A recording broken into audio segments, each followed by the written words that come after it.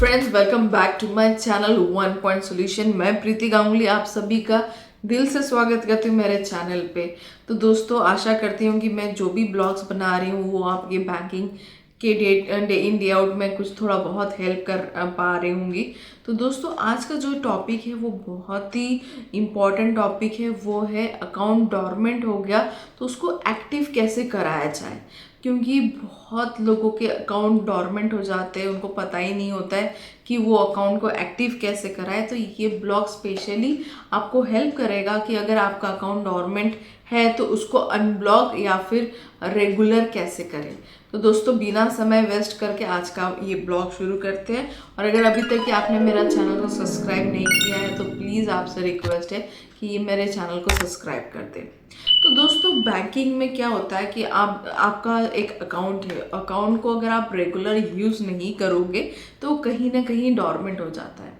अब particularly account अगर dormant stage में आता है तो वो कितने दिन में आ जाता है।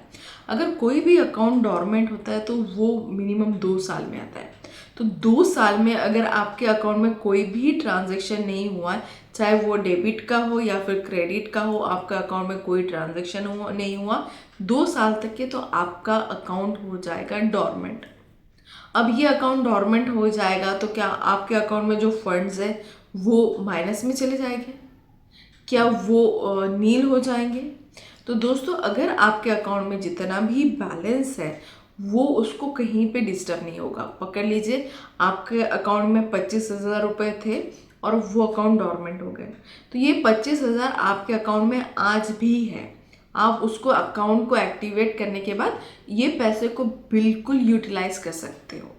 लेकिन अब अकाउंट को एक्टिवेट करने के लिए कुछ चीज़ें बहुत ज़रूरी है। सबसे पहले, आप जब बैंक में जाएं तो 5 चीज़ें ज़रूर लेके जाएं। एक colour photo, ID proof, address proof, और आपका जो एड्रेस प्रूफ है वहाँ पर आप रहने चाहिए वो आपको ध्यान में रखना है, और एक एप्लीकेशन। ठीक है। तो पर्टिकुलरली अगर आप री-केवाई सबसे पहले वो अकाउंट को एक्टिवेट करने के लिए आपको कहेंगे कि री-केवाईसी कराना होगा। री-केवाईसी इसलिए कराना होगा क्योंकि उससे फिर से आपके अकाउंट का जो पुराना डिटेल्स है उसको एक बार चमका देंगे बोले तो फ्रेशन अप कर देंगे। फ्रेशन अप करेंगे बोले तो रिवाइज कर देंगे, है ना दोस्तों। जो भी आपने पुराना डिटेल्स अकाउंट में मेंशन किया है उनको एक बार वो रीचेक कर लेंगे कि आपका मोबाइल नंबर सही है क्या, ईमेल आईडी सही है क्या, एड्रेस सही है क्या, एएमएल सही है क्या, सिग्नेचर सही है क्या, नाम सही है क्या। ये सब कुछ चीज़ें आपके लेटेस्ट डॉक्यूमेंट से आपसे चेक करेंगे। तो अब इसमें आप डॉक्यूमेंट जो भी देना चाहते हो वो आप दे सकते हो। आप पासपोर्ट दे सकते हो, आप वोटर आईडी दे सकते हो, आप ड्राइविंग लाइसेंस दे सकते हो, आप आधार कार्ड दे सकते हो। ये चीज़ें आपके आईडी और एड्रेस प्रूफ में आ जाएगी। पैन नंबर और पैन कार्ड आपके अकाउंट में अपडेटेड होना चाहिए अगर आपकी इनकम 2.5 लाख से ऊपर है तो। और आपके अकाउंट में अगर पैन कार्ड पहले से ही अपडेटेड है तो आप पैन नंबर वहाँ पर फॉर्म पे मेंशन कर देंगे तो भी चलेगा। तो आपको अकाउंट डॉर्मेंट से रेगुलर करने के लिए सबसे पहले एक एप्लीकेशन लिखिए, एक री-केवाईसी का फॉर्म भरिए, और अकाउंट में कुछ आपको कैश डिपॉजिट करना पड़ेगा। आप कैश डिपॉजिट कर सकते हो, आप चेक डिपॉजिट कर सकते हो, इट्स अप टू यू। अगर आपने ये पूरा प्रोसेस आपने फॉलो कर लिया तो विद इन अ डे आपका अकाउंट हो जाएगा रेगुलर। इसके लिए आपको ध्यान में रखना है कि आप री-केवाईसी का फॉर्म जब भी भरोगे तो वो कैपिटल अक्षरों में भरें प्रॉपरली। जो आपके एड्रेस प्रूफ में एड्रेस है वर्ड टू वर्ड वैसे लिखे, नहीं तो वो मिसमैच ना हो जाए। तो ये छोटी छोटी चीज़ें आपको ध्यान में रखनी है। और कोशिश कीजिए जब भी आप कोई भी फॉर्म बैंक में भरते हैं तो आप ब्लैक पेन का यूटिलाइज करें। ब्लैक पेन से क्या होता है, जो भी आप लिखोगे वो क्लियरली हमें स्कैन होके पढ़ते आता है, क्योंकि आपके जो भी इंस्ट्रक्शन होते हैं वो कहीं ना कहीं स्कैन होते हैं और थर्ड पार्टी वो स्कैन बेस से पढ़ते हैं। तो आपको प्रॉपरली हैंड राइटिंग में लिखना है, कैपिटल अक्षरों में लिखना है, ब्लैक एंड वाइट में लिखना है, जिससे आपका जो फॉर्म है वन गो में क्लियर हो सके।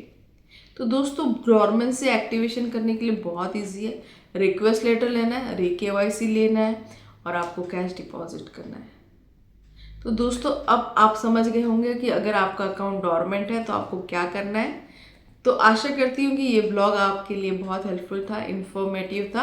अगर आपको ये ब्लॉग पसंद आया तो दोस्तों प्लीज़ मेरे चैनल को सब्सक्राइब कर दीजिए। वन पॉइंट सॉल्यूशन को अपने फ्रेंड्स लोगों के साथ शेयर करिए जिनको ये बहुत ज़रूरत है, क्योंकि आजकल अकाउंट डोरमेंट होना आम बात है। क्योंकि हमारे सबके कुछ 2-4 अकाउंट होते हैं जो कभी हम उसको याद रखते, कभी सैलरी अकाउंट पुराना खुल गया होगा, हमें याद भी नहीं होगा। बहुत बार हम जो अकाउंट रेगुलर यूज़ नहीं करते वो हो जाता है डोरमेंट।